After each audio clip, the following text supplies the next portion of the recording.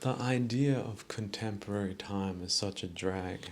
It also makes you think you need to connect into these contemporariness type people to get your marching orders or cues on what classist direction they feel appropriate to impart onto you and dogmatically enforce those rules.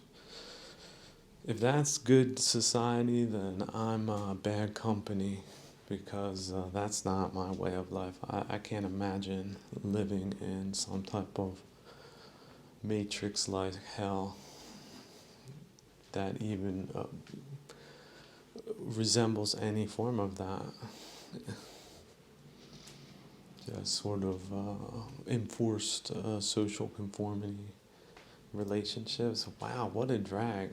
That's that's what contemporary time can be if you're in contemporary amongst contemporaries. But if you're not amongst contemporaries, then you're not, and that's really great. Do take full advantage of that freedom if you have the good taste to value it as pricelessly as it is. Any image that can remind you to practice can be beneficial. And just think how many simple people needed simple things to accomplish supernormal results. And so such a thing is not so simple after all, is it?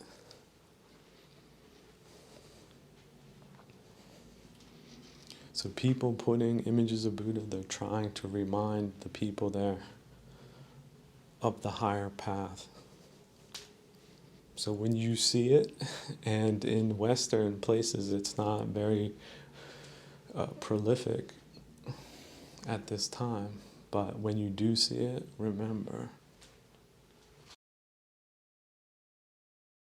Now how about this as a transition? You could start off in politics, but then the arc of your personality could take flight and you could end up just going into pure literature, pure fiction, pure fantasy.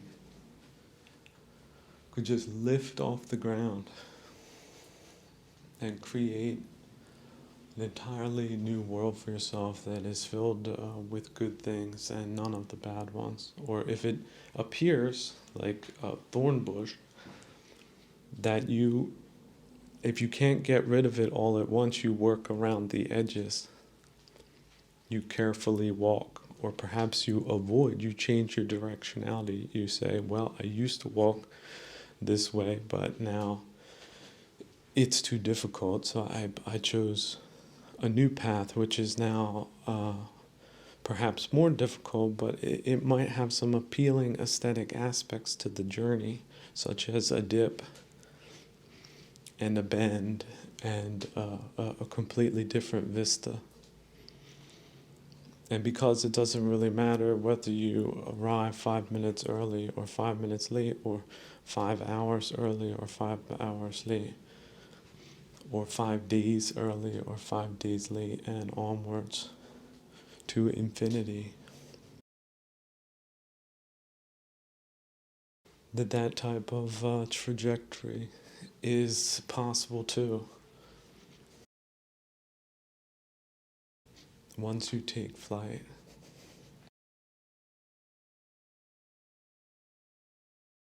Sometimes it is fun though, however, to return to Earth and to look at a snapshot of it and see its comical dimensions, which are great. There's a great many more comical ways of looking at it than you did before. Just think about that. Something you took really seriously, you were really beat up about, you thought was really important, and then you completely change your mind, and then you can see like 40 things that are comical about the way you thought before you changed your mind. And then you're just laughing. Like you can see this angle, that angle, this part from up, from down, from behind. And that you can also distance yourself not only from your perceived imperfections, but just rather rudely, so as not to insult these living examples of unskillfulness and wrong effort, wrong view, and wrong results. Things go boom just because of causality. So they thought this was going to happen, but this happened instead type of causality. It can happen to bad strategic planners that are usually bad people first.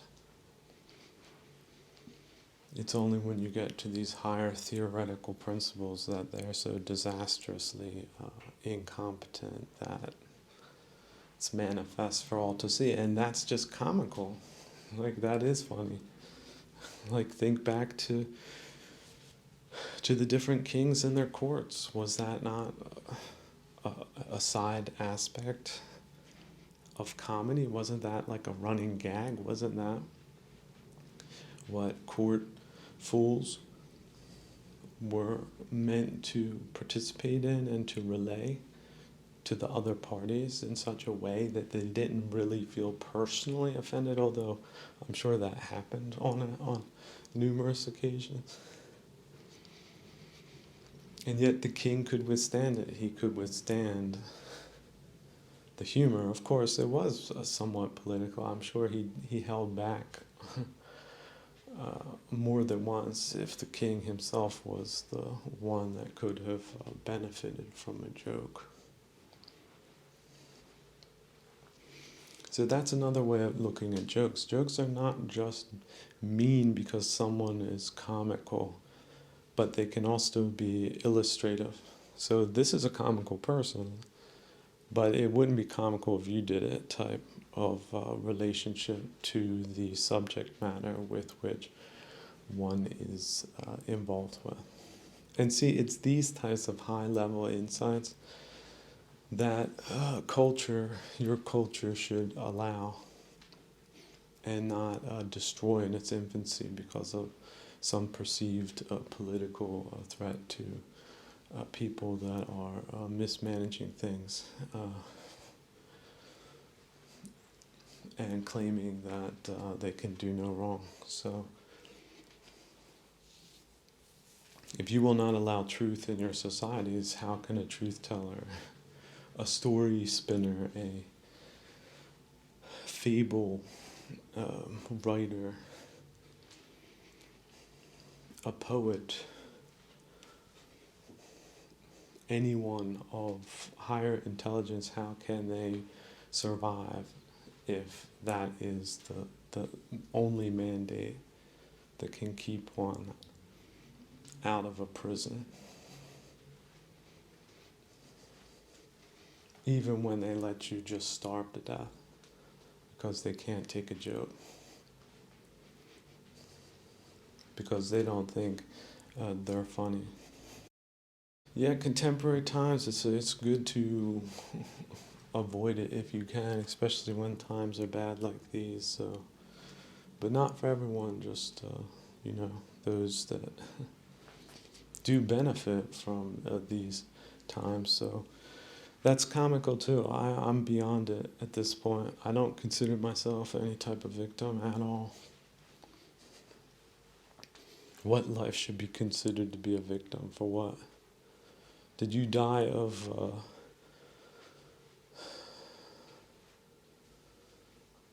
cancer when you were 6? Did you have a landmine blow up in your face? Did somebody push your wheelchair down the steps Because I know that did happen to other people that weren't me. So, are you a victim?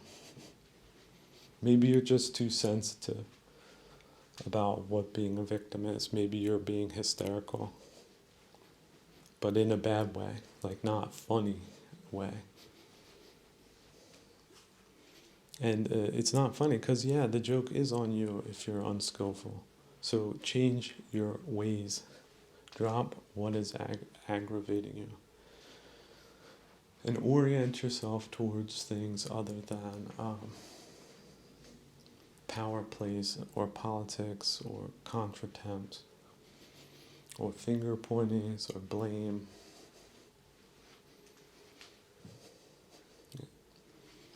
Because an agonizing dog makes very loud sounds, but it doesn't make it any better for anyone else. And if your pains are metaphysical, the good news is they're curable. You cure them yourself when you drop them. Especially when you do it repetitively, so that it is ingrained in your character, such as, I am never taking another drink. People have been known to accomplish that task. And yet there's some people that say it and then they just do it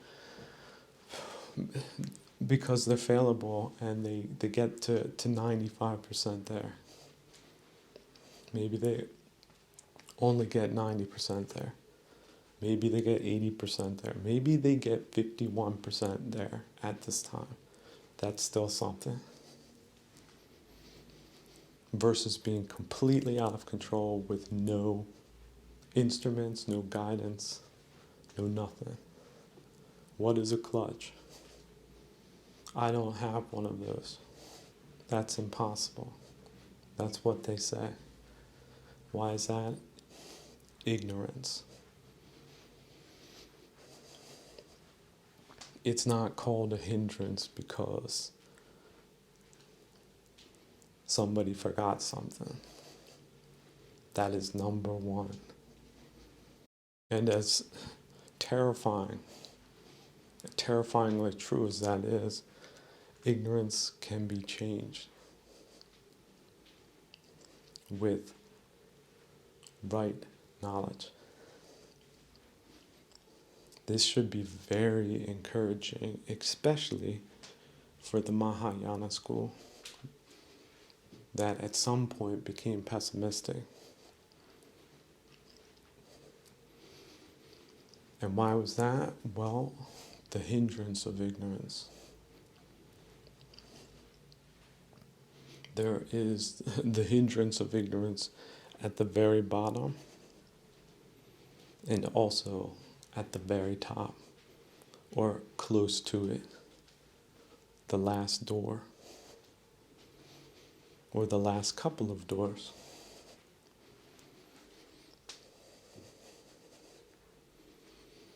And yet the Satori moments, they are the keys.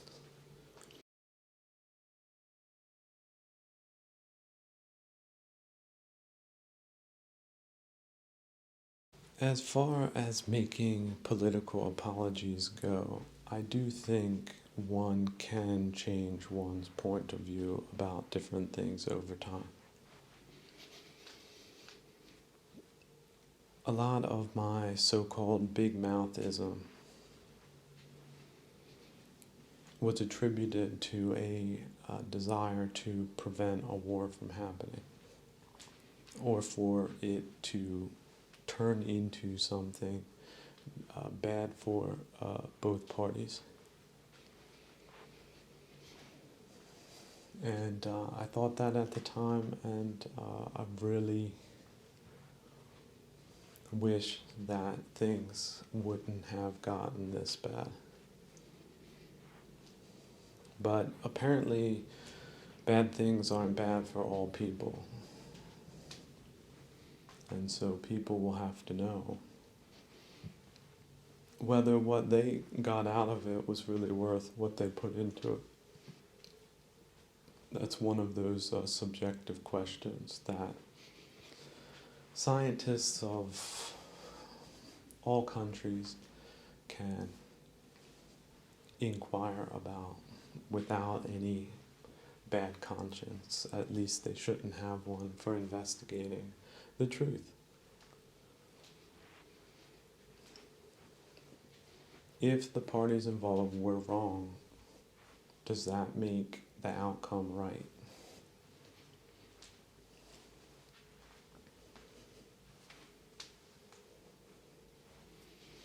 This is just a question. I do not attribute any names to these statements on purpose.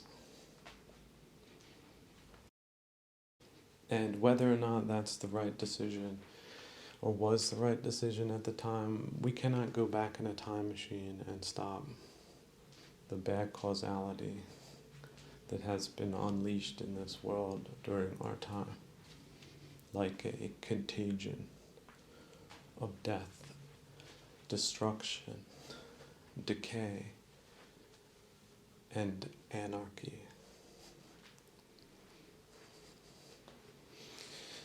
And you can see it, I can see it.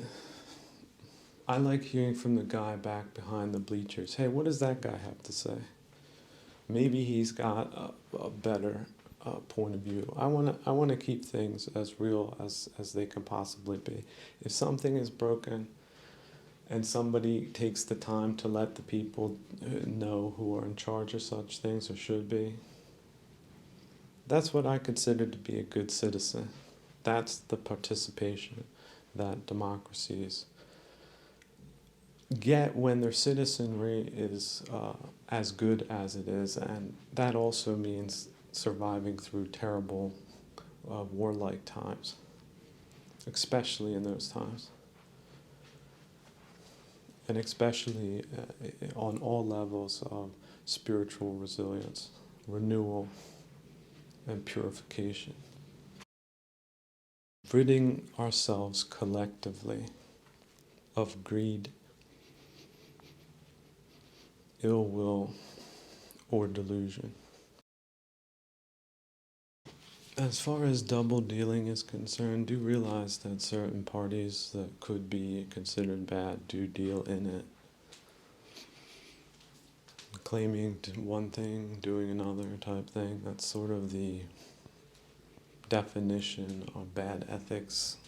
And when it is discerned in a person, it's usually, or should be, at least in functioning systems, as a career ender.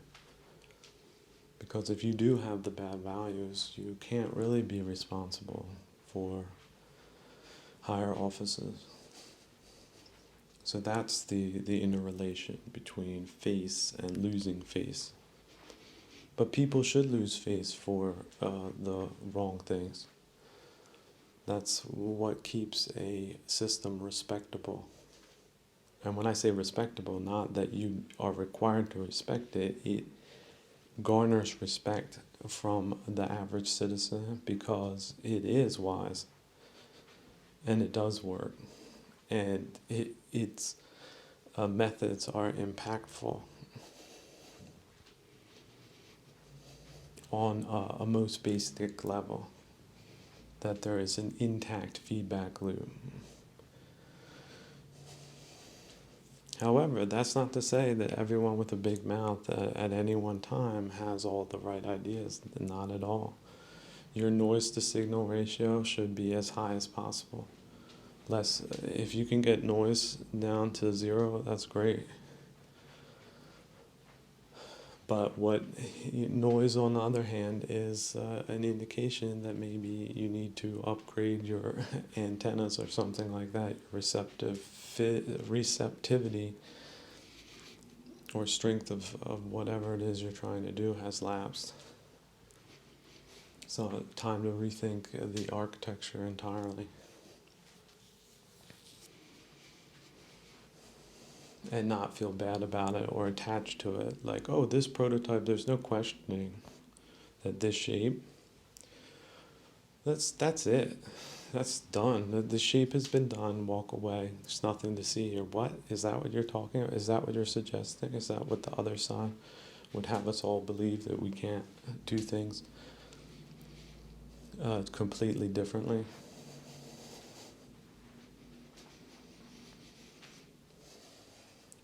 Now, of course, this is just a proposal. The people at the top that are really realistic, they'll have 1,000 reasons why you can't do it differently. They're invested parties in many cases, which is why it's like an engineering company. It's invested in a project, and nobody can bid on the project, and they've suffered a outbreak of a culture of nepotism, for example. So right there, you know that you're not getting the best leadership in the most critical places, and so that's the atrophying Dutch disease, as they say. It's just the only thing about it is it's facilitated via economic means. So you should break that up too. You're not in control of your finances. Your country is just a country on paper. Nothing your country wrote down matters, really. So you do need to reclaim that and be a little bit more generous with the digits, especially for the people that are the most vulnerable. That they don't live terrible lives of depravity and crime and housing conditions, subpar housing conditions, and also subpar social structures. How about a community life that is flourishing instead of one that is oppressed? That people create new things, and there's not an ideological or antagonistic part of it that poisons it, because you can't really experiment with basics, although they say you can. That's their utopian ploy. So what good do delusional people bring to the worldly equation? Well, bad causality is what they bring, 100%. But they don't see it that way. So what are you dealing with? That's the invisible factor. So, but what is making these people delusional? Who has made them delusional? That's one step above that. That's what you need to disband, disperse, defund. Till that happens, you're still living with in a smoke machine produced virtual environment. And those gases, they're caustic. They're also carcinogenic. They can also spread from person to person, depending on who gets a bad batch of it. Because it is a grayscale from half a loony bird to full loony bird.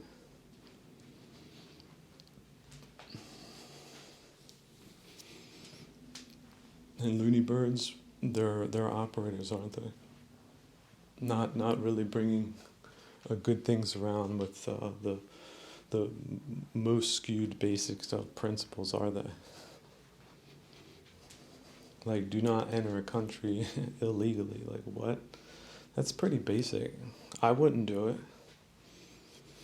If a country declared me a persona non grata and said, no, it's illegal for this man to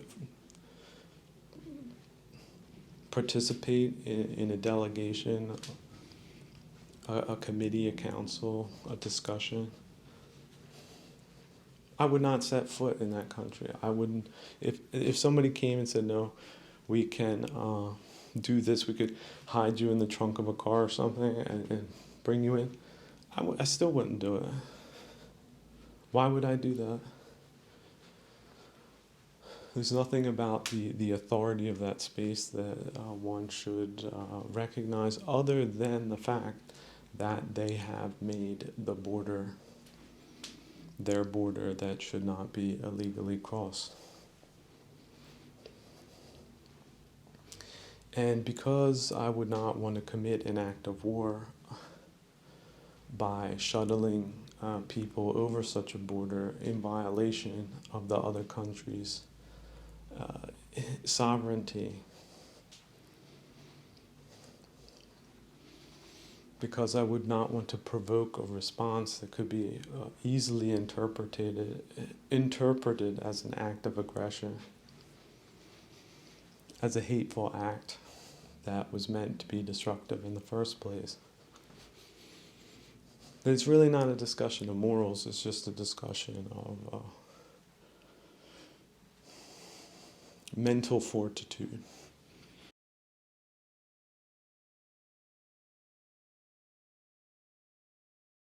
For all new practitioners, I want to let you know that when you first start looking into the chitta, it's going to be very daunting. You're going to get the gut reaction that you're going the wrong way by confronting what's there, but it's important that you keep upright effort and keep coming back to the tournament, because it is your life, and it's better if you don't run away from it, that you face it and you harden yourself. And looking back now, 2 years of practice, certainly the first couple of years, it was almost like living with malaria for long periods of time, just feverish.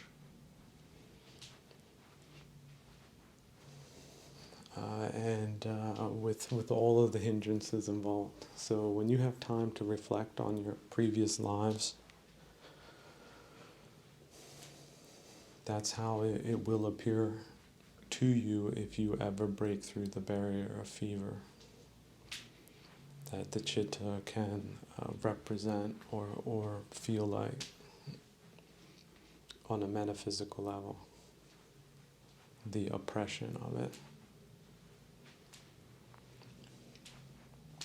And it can heat up too. It can get as hot as lava in there.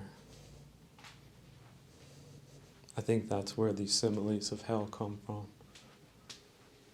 They're a descriptor, they're descriptive, or it's been described in those ways, you see. Burning up alive.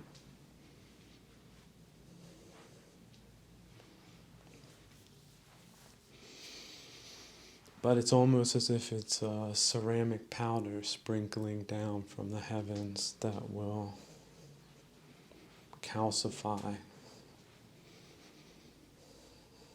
the division between not self and a self that is that which is suffering. Or at least can be.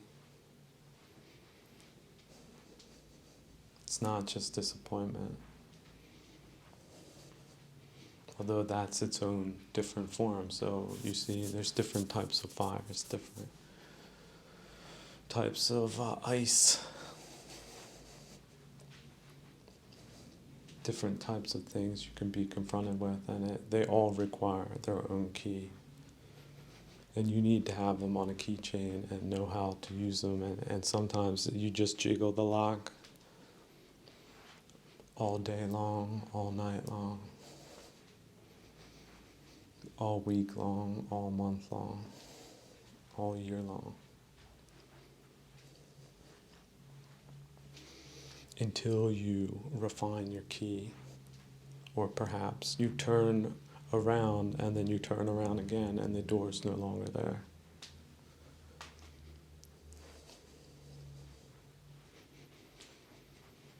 Give yourself the flexibility to get there.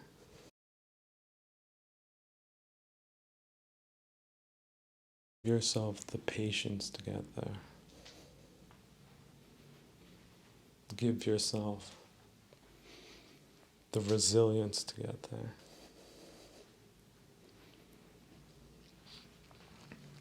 Give yourself the determination to get there. Give yourself the brilliance of getting there.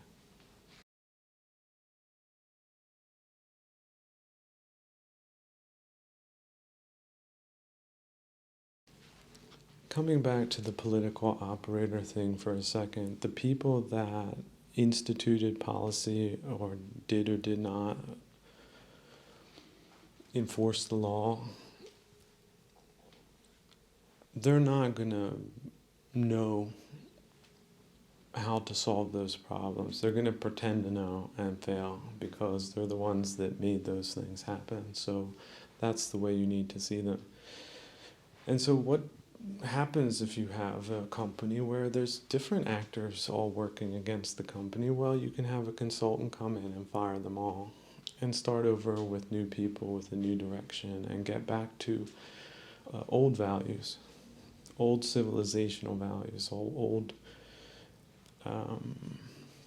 insights from the old franchise that was successful and not the one that wasn't, but had people that didn't want it to change for personal reasons type of a scenario. So I know that type of proposal will perk the ears of bad people that want to get in on the same thing, just on a different boat. But I would dissuade any person from doing that thinks that way. This is not another shakedown. This is a completely different architecture. One that values feedback from the public and works in their interest.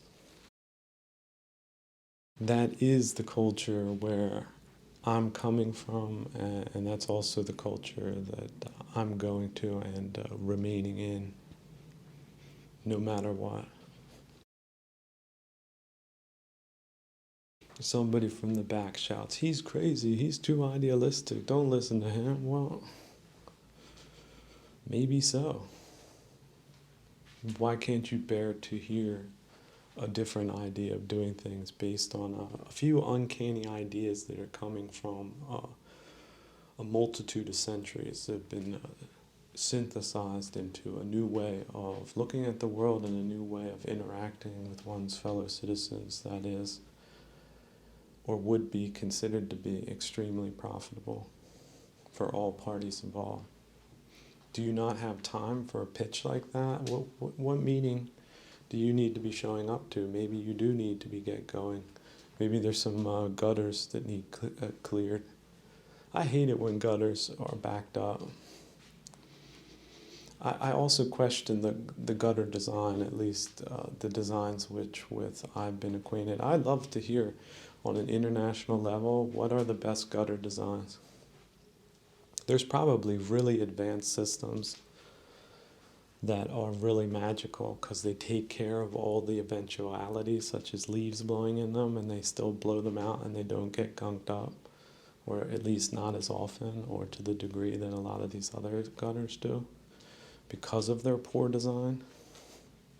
Just think how many man hours are wasted cleaning out gutters that would be totally avoidable if the design was right in the first place. But apparently they neither had the insight for the design nor the capability or materials to produce such a design. Ergo, that pit that they have, that's their design. That trench with all the gunk in it that smells and there's flies and some like green goop and bubbles and even frogs and other things that are residing there.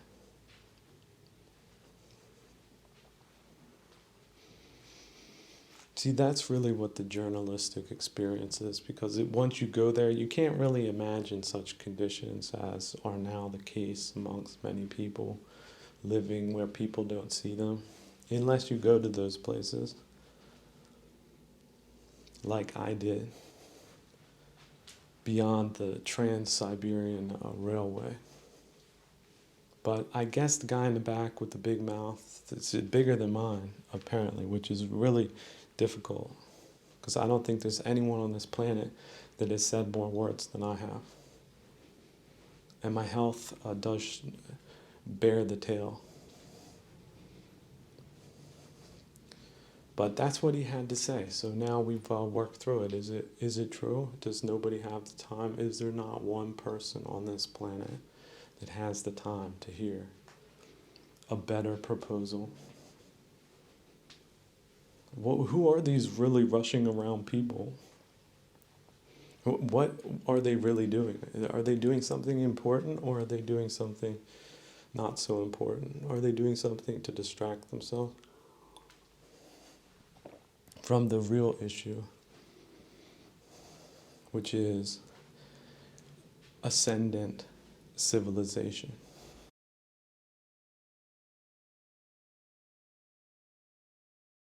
What about just 5 minutes? You got 5 minutes out of your busy day? Could you throw on the brakes, or you got some financial reports you need to cook up first? You think that's the way forward? Because you need to go. I don't want to hold you up. I'm not going to take 5 minutes of your time. Not even 1 minute. Now you know. The conversation is not going to be about you, your problems, your memory wars, just anything other than the present moment and the wide future possibilities that are so great and marvelous that await people that have maybe more than 5 minutes to entertain the idea that, oh yes, we can do things differently. We can go from nosedive to rocket launch. And we can go back. See, we can land. So sometimes we land the rocket like that, and sometimes we take off just the way we want to, when we want to, how we want to. Just like that. Just across the board in cultural terms. But not based on fantastical utopianisms, but rather on more conservative values that definitely do work, such as driving defensively in traffic versus driving aggressively.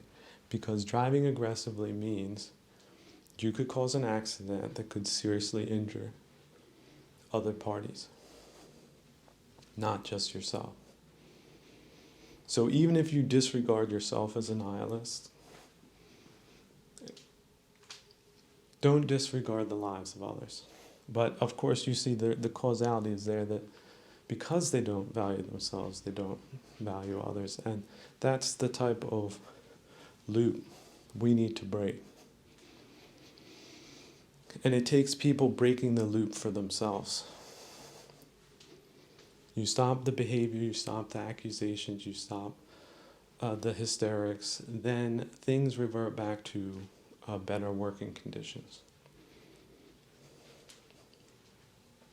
Now, this can happen voluntarily on your behalf, which I would recommend, but on the other hand, there are pressures and forces, and a lot of people don't want to die horribly or live horribly. So it is understanding that a new idea might motivate them better than the old one that hasn't worked, isn't working, will not work, no matter how much you plow into it. I love cutting a loss. I do. I see that thing, the floor opens up, I take a loss, but I take it. I cut that thing. That's how you preserve value.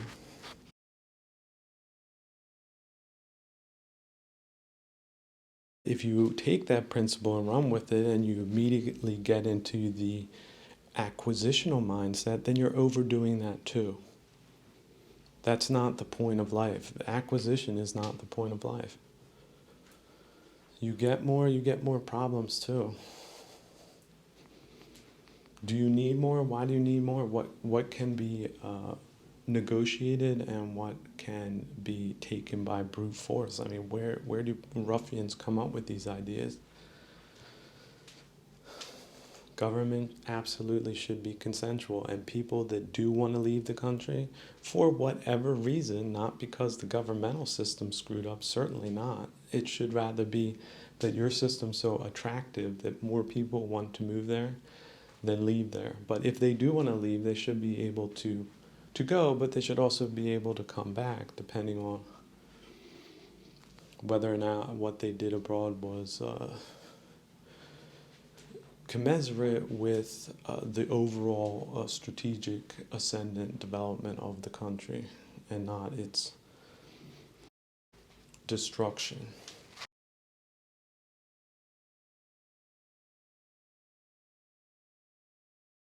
just think about these free information airwaves, how they can be jammed with agitatory type things, which can also cloud your mind and make things a lot worse.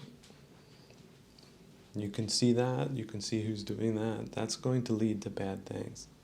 That's going the wrong way. But on the other hand, just accepting the parameters of a system that are toxic, that's not the right way forward either. So I think there's always been a tendency for people that have above normal ethics and ways of living that they can congregate amongst themselves, and that they can understand themselves, and they can appreciate each other much more, considering it very valuable, like more valuable than a jade boulder. Association with people that have gotten beyond themselves.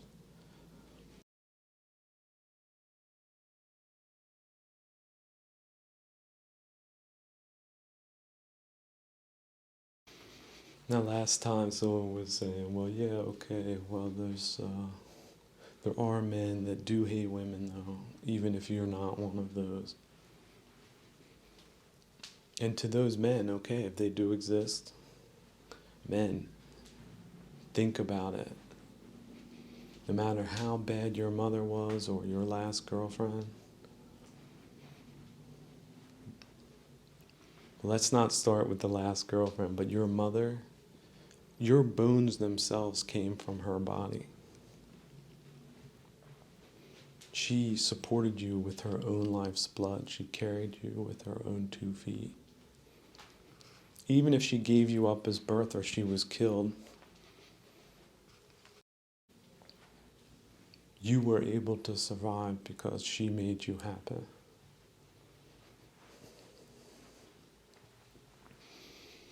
Now, after that, what she did, what she didn't do, just forget it. This is the realm of fallibility. This is the realm of trials and tribulations. This is the place that will test you. So do not spread whatever enmity that you have in the first place, which is misplaced, because enmity is always misplaced. Do not spread that to any other woman. And even to your own mother, have more compassion. If you can find it for your mother, or at least bring some type of neutrality into it, some disassociation from it, that's enough too. But do not keep repeating that process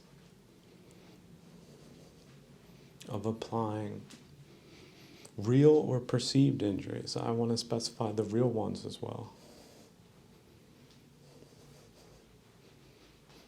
Anywhere else, and even in that instance, you got through it physically. That's it. Now, mentally is up to you to get through it, get beyond it, and not to return to it. That's basic unskillfulness. Just abstract out what it is that's aggravating. In this case, it's what she did. Right? And this is when we get to the last girlfriend. She did this, she did that, she didn't do this, she didn't do that. No, that's the same process. Let that go too. What I do know is that good people, and that takes two, you see, it takes yourself first. They don't need a lot of things. And they take care of their needs themselves.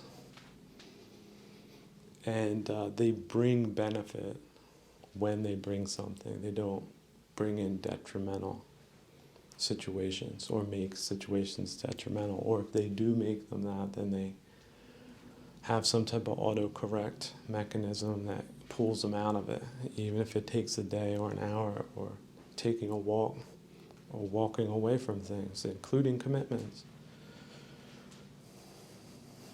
We get caught up on commitments, then we blame the other person. Look, if it's not working out, be open about that and do it the civilized way, or if the other party isn't civilized, do it your way, as civilized as you can. But certainly don't keep having that button, that agitatory button that people can just push over and over again and you feel helpless because of that. Disable that button. Let it go. This realm is not perfect. Nobody got through this life perfect, and we're all going to die. That is certain. So don't die with that eating you up in any form.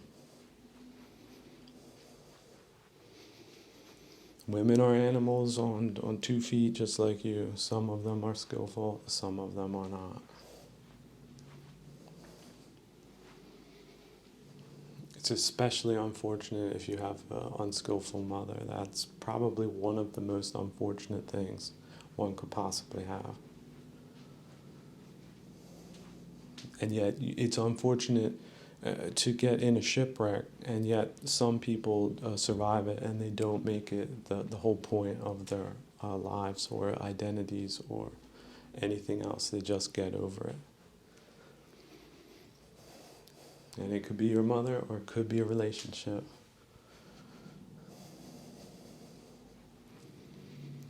But the above average thing to do is to swim away from it, towel yourself off, and you're a new person, and nothing of that remains, and if it does come back, you get rid of it yourself. And as far as the ladies, same thing applies to you. You have a problem with your father. You thought he should have been Mr. Rogers. He turned out to be something else.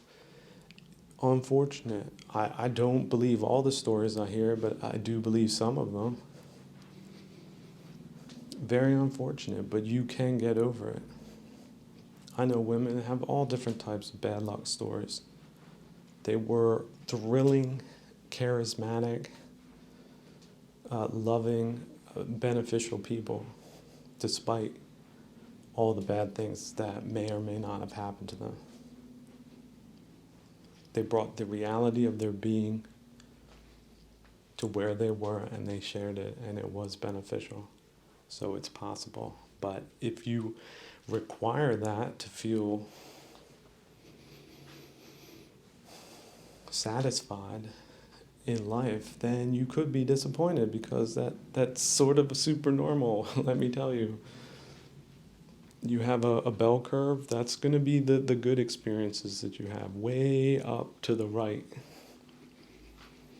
They could be fewer depending on your situation, but just also depending on causality, it's out of controlness. This happens, that happened. There's also theories that a lot of the interactions that we have with people stem from bygone times, that we have a type of recurrence. That's also a very nice aspect of reincarnation. You can give yourself some distance, some fantasy about that explains it. It had to be this way, or it's this way that time, but next time it might be different. Different theoreticians have come up with different scenarios, at least in their own lives, regarding those things. And if it's true, how fantastically cool is that? That you have had such associations with such amazing people, despite perhaps the last couple of days or weeks, or maybe even year, weren't as good as the first ones were in your opinion. Because you can't see it that way. You have to see it as a package. One that you can open, but one you can close and put away. Especially when it's not Christmas, and you don't need the Christmas decorations then out all over the place in your mental space. Doesn't mean you hate Christmas. It's there. You can unpack the nice ornaments that weren't smashed into fragments. You can brush those away in the bin and just keep the ones that were well preserved. Not necessarily the choicest ones, but some of the choice ones. And yet, again, living in the past is not recommended. Sentimentality is its own type of poison.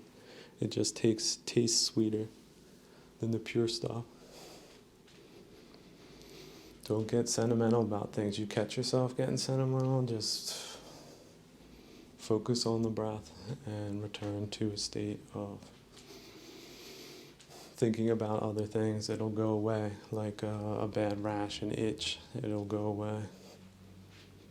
And if it's not itching, you don't gotta think about it not itching. It's just not, it might not come back ever.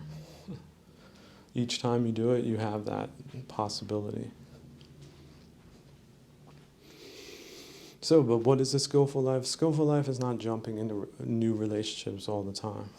Okay? Giving yourself a lot of time and only getting into relationships that are meaningful.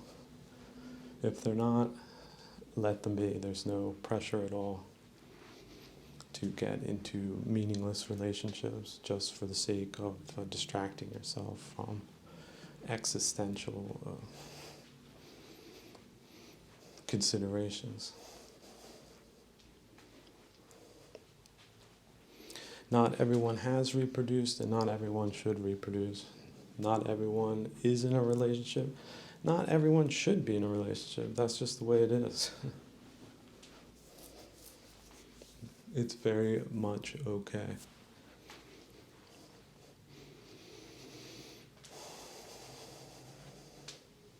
But desire and craving, that's a known quantity. It's also a hindrance. It's a known hindrance. You have higher levels of that at different times during your life. Think of it as a condition that is not skillful. That's it. Look at it like that.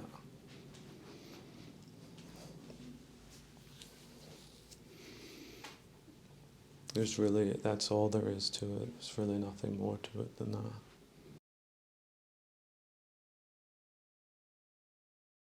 But coming back to these so-called contemporaries of these days, just think of like your perceived notion of society as some type of venue. Let's say a comedy club. And what essentially these cultural misappropriators are all about is jamming up the bad music in the venue all the time, and management said that there's no way to change that because they have their business model set up, and that's better for them. That's a horrible place to be in. I would advise just avoiding the venue and searching out other venues that don't have that type of management. And the smoke blowers, the ones that are really determining what they believe to be the center mental space of any society at any moment in time, if they're substitutionists or vandals, that's what a bad time is all about. That is something that scientists and historians could agree on. This was a time when the venue was... And then sometimes venues can fall apart, they can decay. There's an earthquake, the thing collapses. Nobody talks about the venue anymore. It's erased from the annuals of history. Nobody cares, it has like a negative value. It's actually better when the damn thing collapses, right? And the dummy's still paying the cover charge to the entry fee by the tax collectors. Their business model goes up in smoke. They go back to orchestrating three-card Monte theatrics on the street where they have a crowd of people cheering on the two insiders, where the one just keeps winning money until the other guy comes in. He puts his money down, he wins, then he wins again, and then he puts it all down. And the hayseed loses everything, and everybody just lockstep like a group just walk off to the venue they're gonna celebrate their winnings in for that evening. Little chump change extra they got to inebriate themselves with what they think is the champagne of infamy.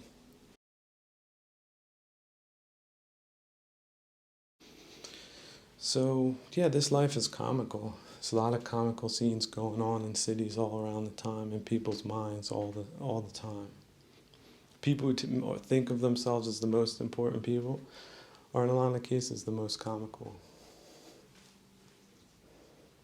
But don't make it serious for you, by golly. You won't be able to describe them in such a light type people. That's comical, sorry. I'm not talking about you directly. See, I could fill in a name somewhere. That could be anybody like that. What's the point of engaging with somebody like that? That's the type of person you don't want in your venue. So yeah, gassing up a venue and blocking it and saying this is venue 1, this is venue 2. It's disturbing on a certain level, but the good news is you can disengage from it, and you should.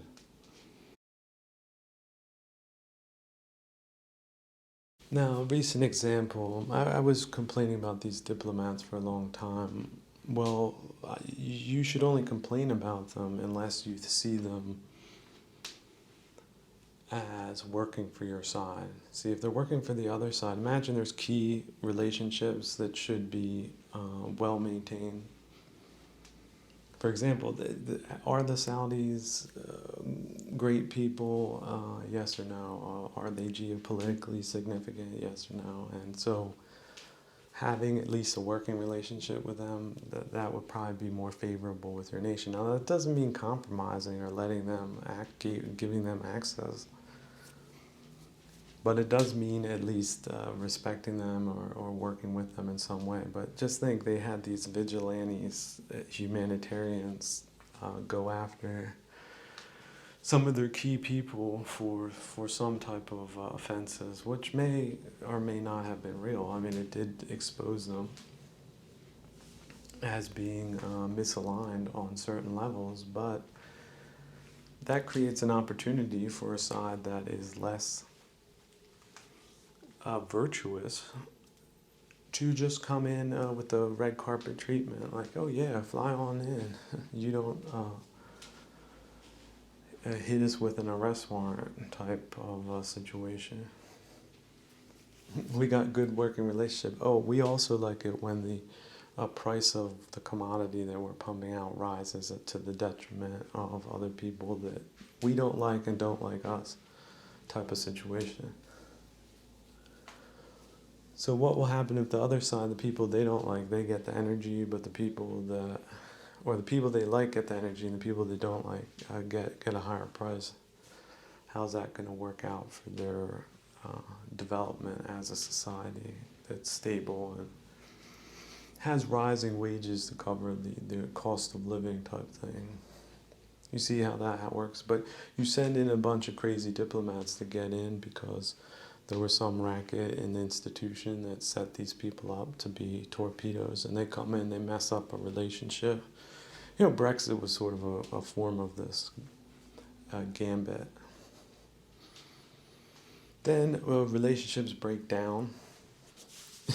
Just think France and Germany. So Germany decides to send completely incompetent ambassadors to France, and they go there, and it's not like a direct insult, but they create like catastrophic insulting conditions.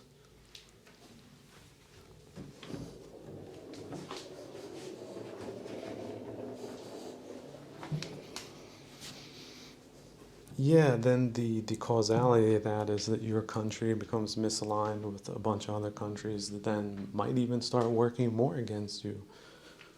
Or they might be feeding them information how they could also work together against you, type of situation. And who was it? Well, it was a couple of wonks that got in that had a great explanation for why they decided to take a hard line on some strange polarizing issues rather than let the whole thing blow over or not happen in the first place just because. So there's just been a rash of that going on in the West, but it's attributable to the machinations of the other side. I think that could be reasonably assumed at this point because of all the bad faith that has exposed itself in other critical, obvious areas, so that you could see it in a diffused gray zone type of way. You sabotage the other establishment that is your so-called competitor, well then, and that includes his relationships to other countries, well then, better for you, isn't it? Then, oh, all of a sudden, there is no competitor for these things that they want. Where's the competitor? He didn't show up to compete because he's got other problems and he's got a lot more enemies than friends type thing. And his own diplomacy is the reason for that, because they got the best people for the job doing what they're supposed to do for the betterment of their country. At least that's their cover story. So, but again, it's much more difficult to prove complicity. The way to do it is just to evaluate the facts. This led to a bad outcome, ergo, these people are bad, fire them, replace them, move on with a new way of operating, a new posture, a new approach. That's the only way you can do it if you want to be successful. If you don't want to be successful, then do the opposite of that, or their people will do the opposite of that. And then again, if they're their people or not their people, or they became their people, or they're just straight up incompetent, you get rid of them without having to make accusations. You're just consequential as far as achieving great and desired results are concerned.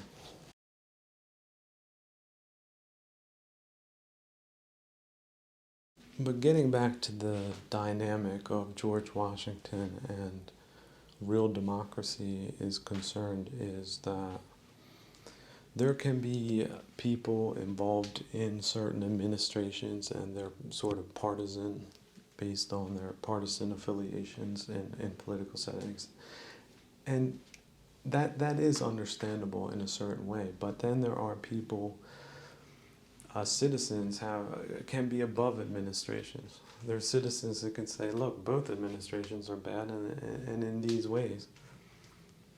A citizen doesn't have to take a side. A citizen can just say what they think.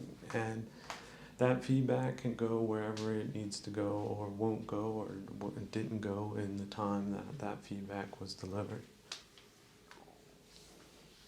So you got a lot of people with a lot of pathogenic mentalities and behaviors and non-reciprocal type of activities. Well, why can't people talk about it and take corrective action? Well, in a democracy you can. In these places where people have smoke machines and personalities and political rackets, that whole system is gummed up because you got people gumming it up because they got a different concept of what you have as a democracy, but they will pretend to mirror your values to get what they want. So that's why a good churn in civic participation and civic leaders is sometimes a good thing, especially if people are out there dyeing their hair, with peroxide. Also above average tall and of strange background from foreign places. That's usually an indication. It's like a tip-off. Check up also on these profiles on these politicians. Some of them, like I said, that have been in over 10 years, they've got multiple scandals behind them that point fingers at what type of person they are, not the type of person that they represent themselves to be. So you want to be an informed public. You want to make sure that you get the best leaders, you do have to get into those details and convey them to other people. And if it looks like a duck, it is a duck. And just like good truck drivers aren't all that flashy all the time, go with them instead of the flashy crowd with a flashy leader that in times gone by would have been a vacuum cleaner, door-to-door vacuum cleaner salesman that specifically took a cheaper, crappier model because he could make a higher commission and got rich doing that. That's sort of the lineage of the con men that are in that racket right now. Don't buy the sociological labels that are fixed. Go into their history. Some of them do have stories written about them. Not as many as they should write. Do understand that. So you will have to fill in the dots. But if you have just a modicum of understanding of human dynamics and character, you'll see them a mile away. That's not progress. That's just more of the same. So don't accept candidates like that. If they are in, they got in, and everybody is suffering because of that, well, tolerate them as long as you must. But the sooner they go, the better. The faster your system is working, the better. Your garbage disposal unit that's spinning at a high rate of speed with a lot of power, that will get the junk out of the drain. But if it's broken, defect, and it's been sitting around for a while, then yeah, it's no wonder that your sink's clogged up. So that's the simile. And especially people 25 years in and look at the situation today. There's nothing about them that's good. The only thing they did was come to some type of agreements. They were a part of the magic. So get a new crew of dancers in that can dance, look better, and smell better too. The audience of which you're a part should get better. They deserve better. And you're part of the audience, and so even if you don't pay all those taxes, you are paying them. It's your time. It's the atrophied culture that is the real kicker. So ignoring kudzu is really only at your own peril. It just takes up more space, and the valuable flowers underneath get choked out. It's as simple as that. So you don't want kudzu, you need to uproot it and realize that the first time you do it, you might have to come back and do it again, or just keep it in your maintenance routine. So that the point is, you're not even looking if this is kudzu. It's just something that doesn't belong amongst the roses, the lilies, the irises, the boxwoods, the yew tree. Really, really helpful to think in terms of scientific parameters, that you could be considered a socio-pathologist. So you study how these things run countries and establishments and organizations into the ground. How that can be done on an organized level. More or less explaining what they did or how this pathogen unfolds, how it's maintained, and who its operators are. So that's not to blame the ones of today. It's not my position to blame other people for what is objectively catastrophic, strategic miscalculations. But every generation has its own starting point. 30 years ago, where were they? 50 years ago, 100 years ago, 1,000 years ago. So how big is the problem?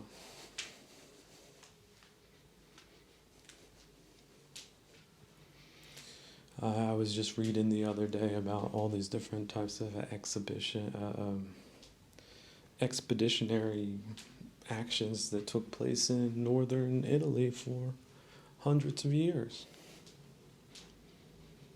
Then you have Spain. Spain goes way back. Way back. Lots of different people went through Spain.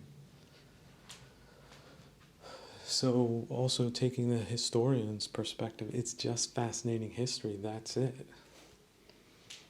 If there are people in my contemporary time that happen to feel insulted because of these descriptions or would like to misrepresent what the work that has been accomplished, which is spectacular, breathtaking, awe-inspiring, legendary, that they would discount that, and on top of discounting it in my time, to turn on a fire hose of animosity, to keep one distracted with their hysterical nonsense rather than coming to the beautiful truth that there could be a better system that doesn't involve such mismanagement on such a breathtaking scale. Breathtaking in its incompetence, maliciousness, and sadism. And yet that was the point. It was just to disguise that part. The smoke screen in front of the scorpion's tail, that's all they were ever meant to be. Deliberately delusional. To make the horrible things that happened, to make that a reality rather than what their mandate was, which was to uplift their fellow man and woman, and not to deform them and misdirect them and attack them as they have. And yet, look again, you can take an abstraction above that, take all the rancor out of it. You can watch two scorpions fighting each other. It's rather fascinating. I really love watching animals over long periods of time to try to understand them, how they see the world. Have you ever had a really good dog? One that really well understood you on a level that you might not have understood yourself. And you certainly had a comprehension of that dog that it didn't have of itself, such as its perfect loyalty by design.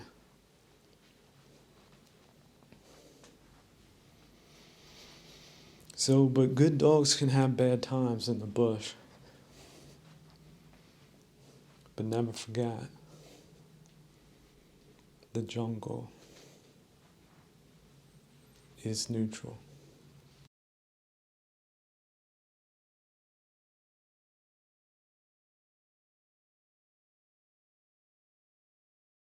Coming back to the arts of the confidence man, which is really the arts that they use to gain an upper hand, is that they made you believe that certain agreements would be upheld. That's it. And they transpired not to follow those agreements, but leaving you in the illusion that they were still following those agreements. They took advantage of your good nature. So where could that happen all through life? What instances? Come up with a movie that works through that theme. Because you could probably think up 10 if you put your minds to it, and make it extremely entertaining and compelling. Because that's what they did, but it's a shabby thing to do. And yeah, it does work till you realize what happened, and then what? If it's not just you, but they basically screwed over everybody else. They went to every expense they possibly could to prove this point on the basis of infidelity. So is that winning? They won that reputation for themselves. Is that what winning looks like? I don't think so. I don't think people that are worth a damn want to deal with people that understand each other on a level like that makes no sense and spreads a lot of animosity and also bad causality into the world to the point of exterminationism, but not just for their enemies, mind you, but especially for their own damn people that they could manage more effectively and humanely than they do. These slave drivers of today. Enlightened people left behind the ideas they embrace for very good reasons. But it wasn't because conducting infidelity might have certain advantages. It was because that the downsides of it are far greater than any benefit that could have been derived thereof. In other words, it sacrifices friendship and turns it into a life or death struggle for the good things versus the bad things, because they defined the bad, they redefined it, they remanifested it, that they spun the wheel of yin and yang. And yet, if one is in the center of the circle, is one moved?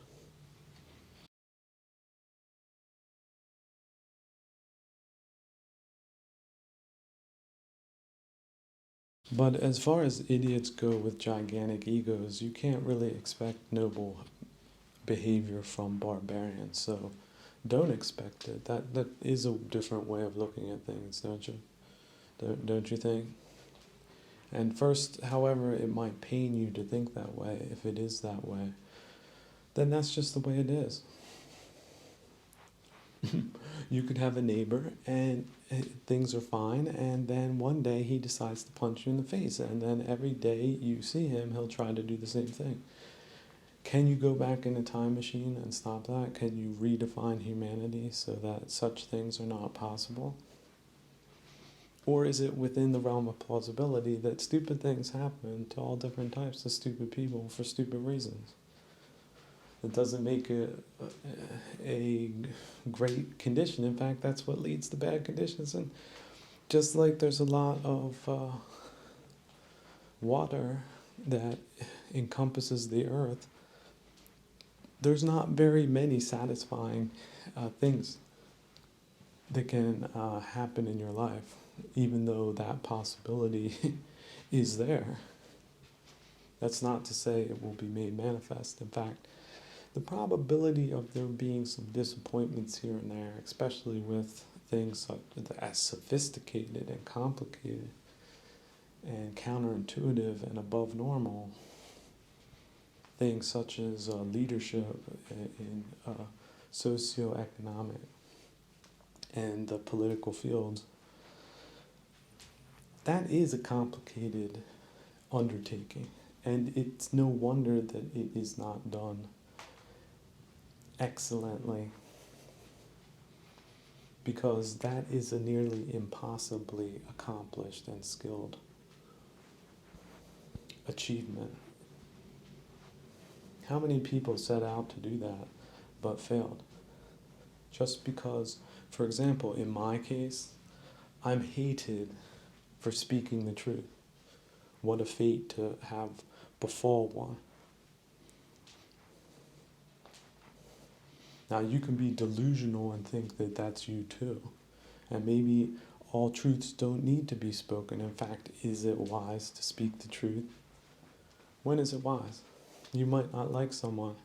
Is it wise to tell them that? Why don't you like them? What's the need to say what the thing is, other than some worldly aim that must be worldly if one do it and set it free in the world?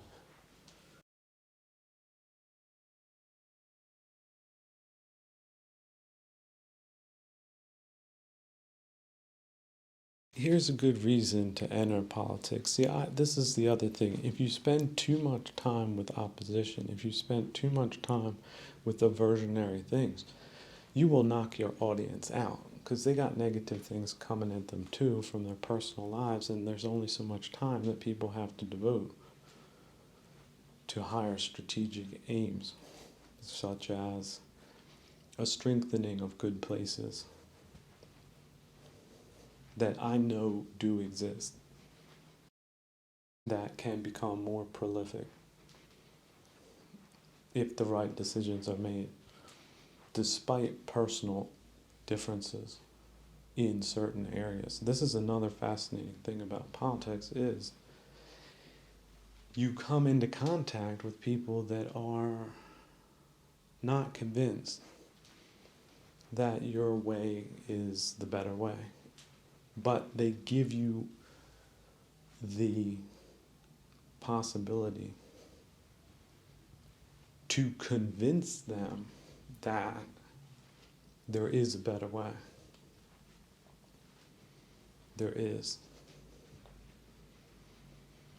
But of course it would be foolish to make a proposal that is foolish. And in the realm of politics, if you do that, you discredit yourself. That's how it works. It's like ping pong. If you overhit the ball, if you are far out into the bleachers, you're a bad player. That's it. You're not hitting the ball where it should go in the way you should hit it. That's it. That's unskillful. So for someone to focus on the aspects of one's personality where one is not 100% congruent, rather than the large surface area, larger than one thought in the beginning, with which one can come to some type of amicable conclusion that might not appear to be, but actually is in one's best interest long term because of these factors that perhaps one was not made aware of that are crucial for correct decision making. Such as, I want to get to A to B, it's 50 kilometers, I'm just going to plan everything out. What you neglected to know, however, is that there's a bridge that's out in between A and B. Now imagine I'm the person who told you that. You think that would help you a little bit, not waste your time in a fruitless enterprise that at the moment might be impossible due to rather simple reasons that once known one can use to one's advantage. So imagine you hate that person for trivial reasons. He doesn't chew tobacco. He thinks that's déclassé, but you do. Can't work with that man, obviously. He's too eccentric. He's too ornery. He's got these rough spots that make him impossible to even have in the room, even if he's wearing like a immaculate tuxedo with ribbons on them.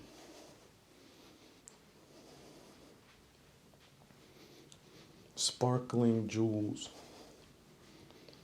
Sparkling arrangements in sparkling constellations.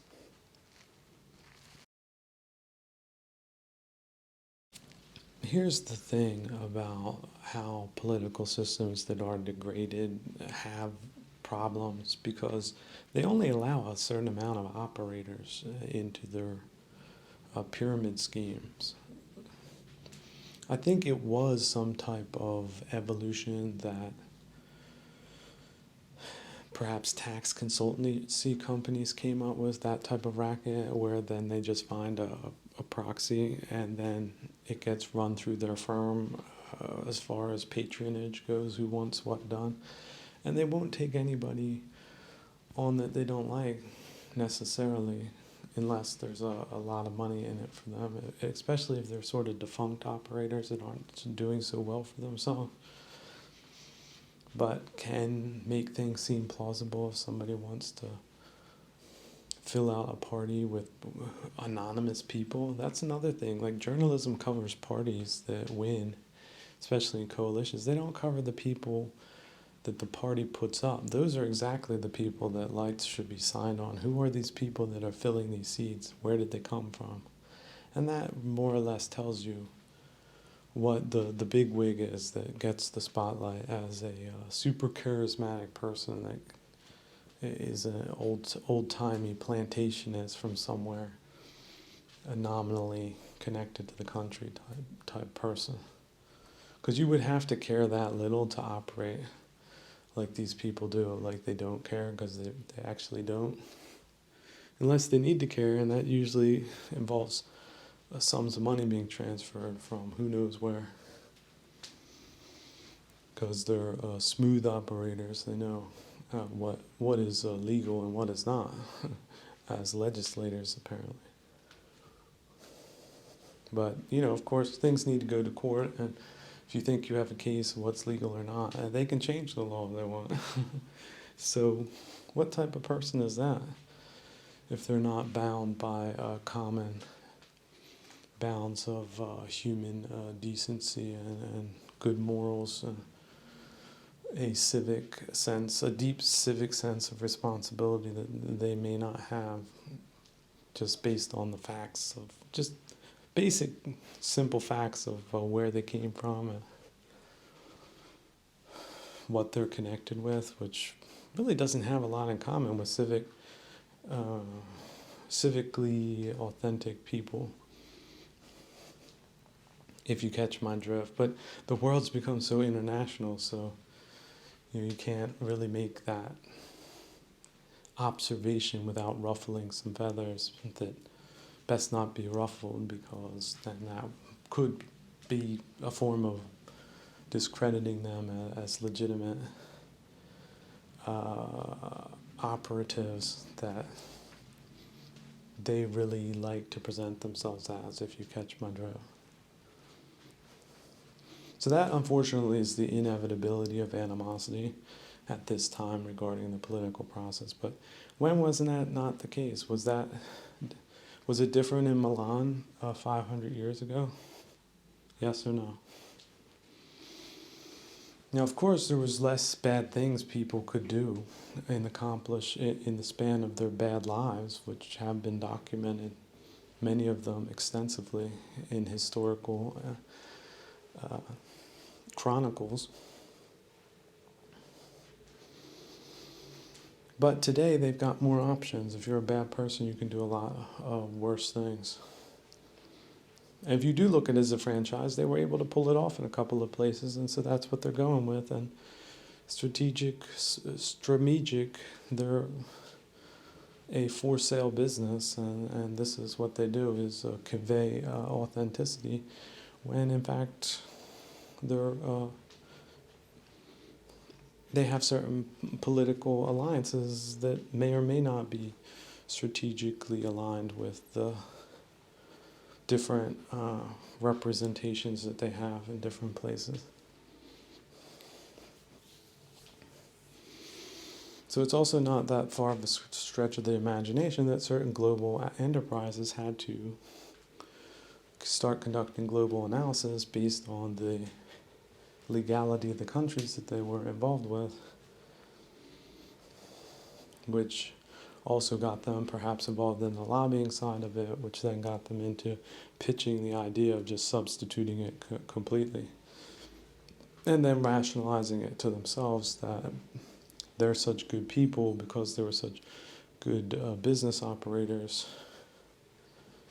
which may have included a couple of deceptive business practices, that gave them the evolutionary strength of a kudzu-like organization that wasn't all that responsible to the populace that they plantationize. under democratic auspices. So sort of a slow degrading, slow cooking, unless they can achieve breakthroughs in certain places, which they have, which has led to detrimental conditions and basic security breaches and hazardous pathogentic practices, what have you. So you can look at it as the totality of a petri dish and how things can go that way without feeling personally invested or attacked in the entity that was so pathogenically disfigured. That's one way of doing it.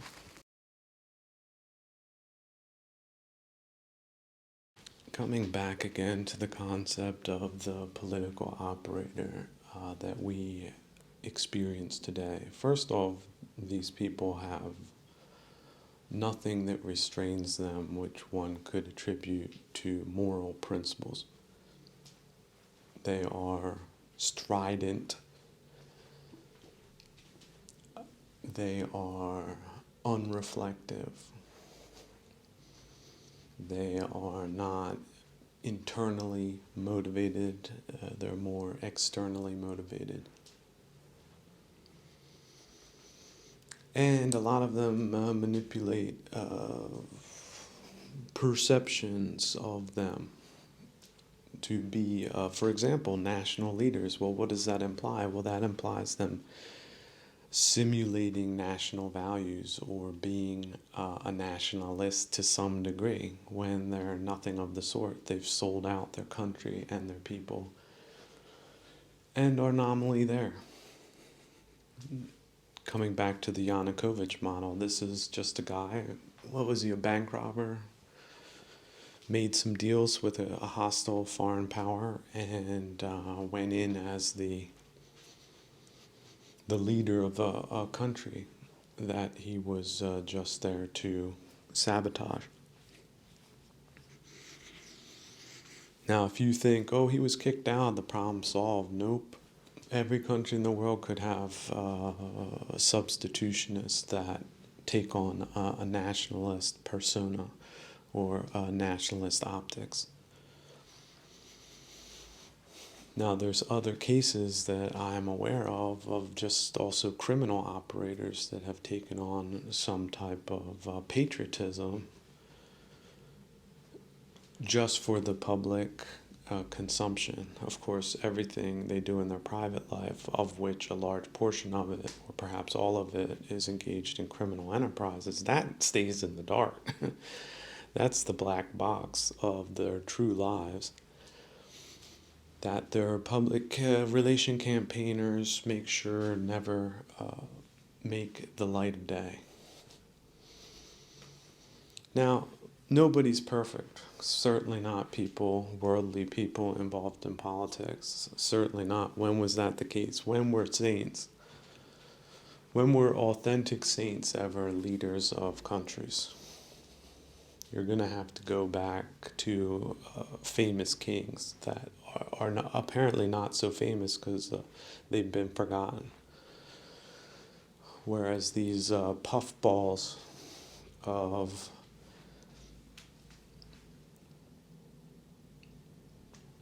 disinformation, misinformation, they're the ones that are put in the spotlight and redefined as national leaders, no matter what their policies are, which could be, for example, extremely bad leadership.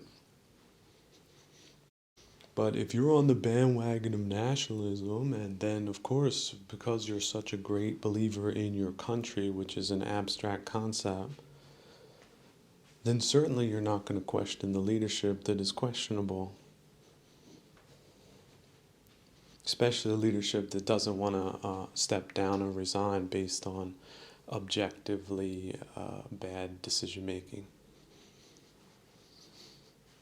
So is that nationalism, or is that just them riding on the coattails of nationalism and misdirecting nationalism into a destructive enterprise, perhaps to discredit it. Have we not seen that before in these deranged times of ours? That there have been political operators working for the other side that pretended to be the real thing and in fact aren't doing what they say they're doing, or not doing what they should be doing if they were authentic, if it was more than rhetoric. So those are the things, the signals that the public needs to look for. And just think, the dung beetles or some version of dung beetle that I just described that you might have, it's not just your country, it's all around the world. So the job is to get rid of them once they're identified to be that way. So it can happen. You could have your nice little tent set up in the desert and a dung beetle can come out of nowhere and roll right into your tent. Then what is the job? The job is not to awfulize dung beetles. It's to take a little brush, a little dustpan, sweep it in the dustpan and throw it out of the tent. You're not going to thereby eliminate the possibility of another dung beetle showing up at another time. 5 minutes later, there could be a plague. There could be a little trail that got diverted by the wind, and that's why they're all coming into your tent for some reason, and you might have to take, it might just be one full day, one full batch of dung beetles, and you will just have to devote, or you might have to relocate the tent to higher ground or somewhere else. You want to put yourself between Mother Nature and civilized living conditions. That's not really a battle you're going to win. If you've ever been in the jungle and have come across ant colonies, like fire ants or something like that, they go where they want to go. You think you're going to stop that as a superior human being? You're wrong. You need to evacuate. And if they bit you, even 100 times, that's better than not being ripped apart by them. And you will be ripped apart by them if you don't move, if you do not react appropriately, if you underestimate the threat. Political processes are there to cultivate good leadership. If they are not doing that and you get bad leadership, you need to have the mechanisms to replace it with better leadership, fresh leadership, but hopefully not some iteration of dung beetle that is simulating what the authentic thing looks like, but isn't. Do we not find that in Mother Nature? What about, aren't there geckos? Those geckos that can fall out of a tree onto leaves and then automatically their skin takes on the appearance of leaves. Then something tries to get them, they jump onto a tree and then the exterior looks like bark. Just like that. These are the type of operators. They're trying to simulate something like that in human form. And nationalism is one of the things they've stooped to simulating. Why not? Pull out the flag, wave it. Whoa, I'm a big nationalist. I won the election. I get to engage in illicit activities for illicit organizations or outright criminal organizations. So the key is identifying them. And really 1, 2, 3 strikes, you're out. There's 3 things that don't quite match up. It really is essential to replace the leadership because things don't get better with bad leadership.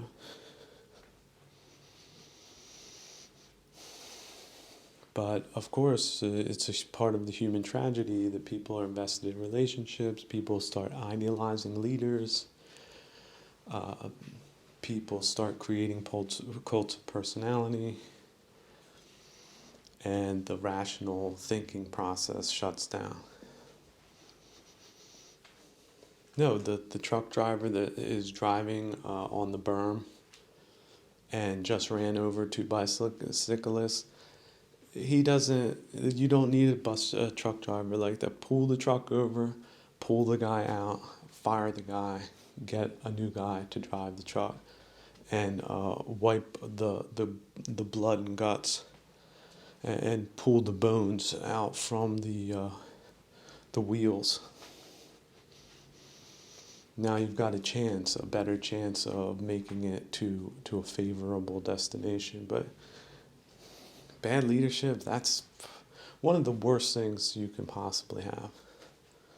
And again, just to put the comical aspect on it, make a new movie, Pirates of the Caribbean, where the whole movie revolves around an idiot captain that just makes one bad decision after the next, but somehow miraculously the crew makes it.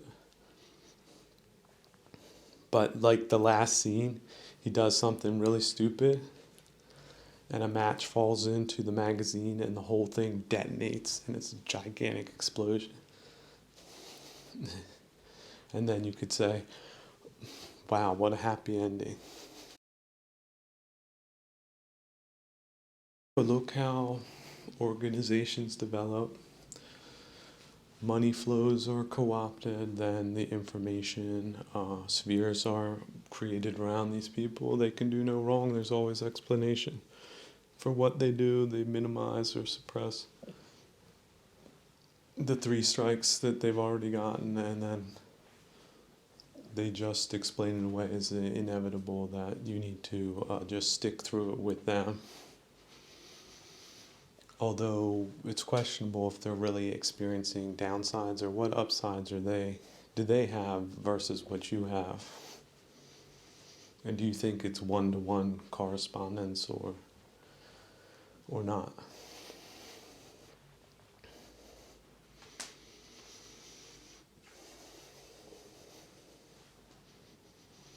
Now, there's also been some speculation that why do people do things? Well, they do things if they think they can win, even if it's a risky venture. Well, how do you know you're going to win? Well, that's if you know that the other side isn't going to win because you've arranged things to be that way.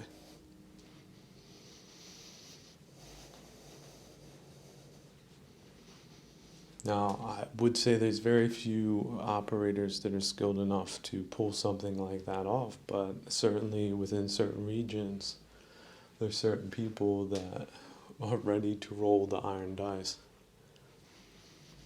based on certain advantages or handicaps that they've been able to create without openly stating the facts. In fact, perhaps even disguising them. So now the military is not a democracy. If you're stuck with a bad officer, your life is in danger. And yet it can happen, but also officers can improve. They're also putting usually their lives on the line unless they're chateau generals. However, on the other hand, historians have said that was not the best of judgments on them, because chateaus were a way that they could centralize their communication, and the times did demand that they do that. And it would not have been wise had they put themselves forward in a position that they could have been blown up at any second. And so some of it was due to necessity. But certainly there is such a phenomenon where people far away have a certain heartless mentality regarding the thousands of men that they send to their deaths on a daily basis. Now, some of that's necessity, but if it is a necessity, what if the supreme leader made a strategic blunder, and what then? what if that's not wise? But because they're such irrefutable nationalists, they really do have the country, the abstract ideas, goals at heart, even though they might be extremely vulgar, worldly people, that it would seem out of character with them to be that way, because it's not really congruent to how they've lived up until that point. Those are the instances where you could say, well, okay, during a prosperous time where there's no national emergencies, these types of personalities, sort of like slugs in the garden, might appear, and if they're not removed, it really doesn't matter all that much, other than it's detrimental in a smaller way. But in times of war, there's really no room for error. And bad leaders do not evoke the types of commitments that they should have from their people if they want to succeed, if they want to be victorious. And see, this is the problem. The hostage populations of these mismanaged governments and leaderships, they're the ones that suffer. It's always the same story. Always the same story. Both the Russian people and the Ukrainians and Europeans as a whole, they're the ones that suffer by bad leadership.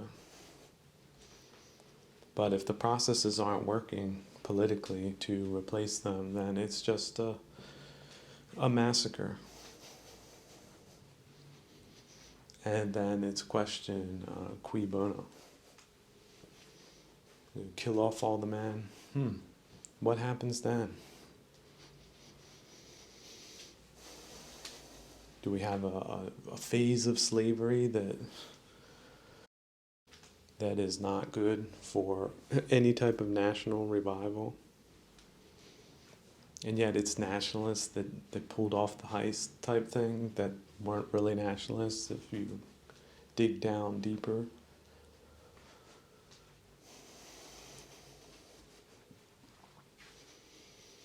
So again, it's not something that is impossible in this realm, but certainly if you see it, you need to mobilize civically and not get behind bad leadership.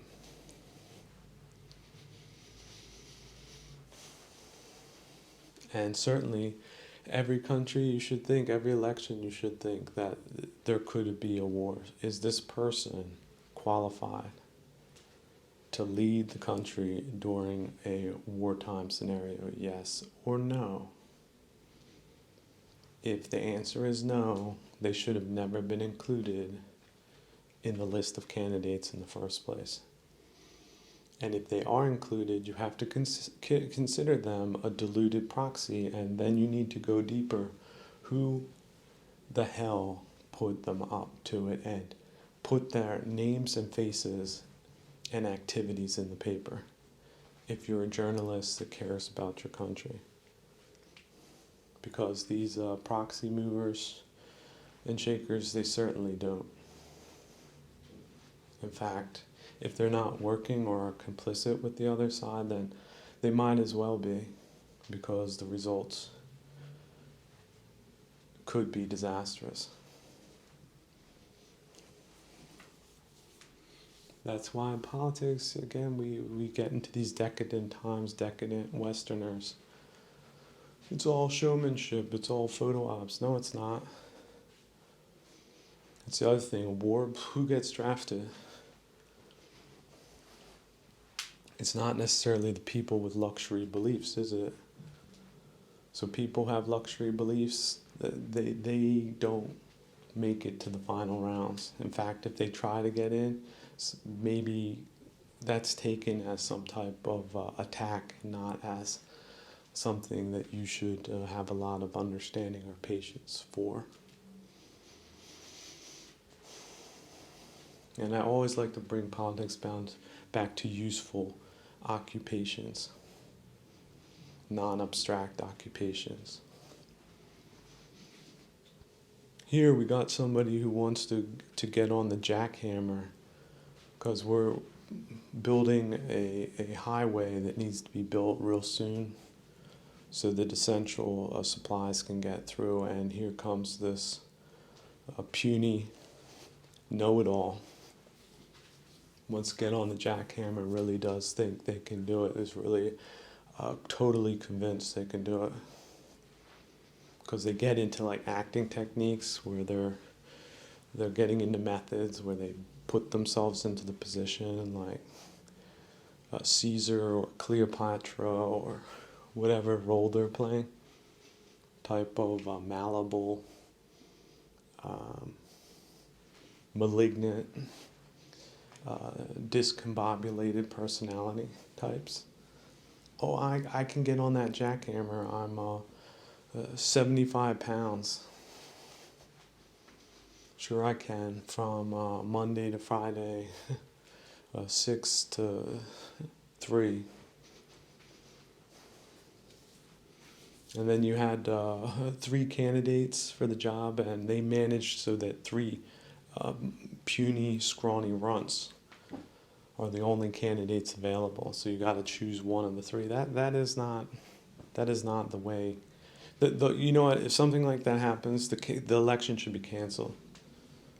The election is postponed until the nation can provide credible candidates that don't have 3 strikes against them. That's what civic society needs to do.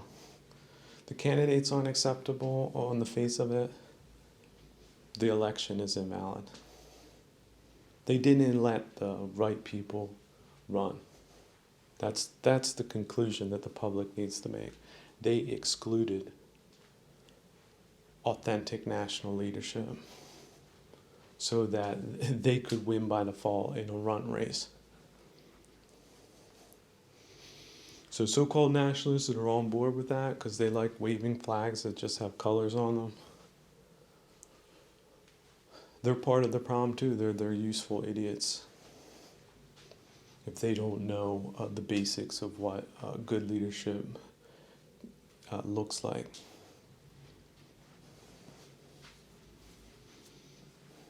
That's not democracy. You're not a Democrat. You're not on anybody's side. You're not on the side of Western civilization.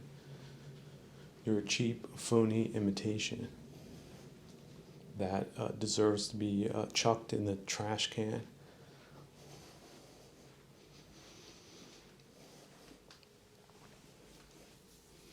Certainly not elected and given high responsibilities, especially during emergency situations.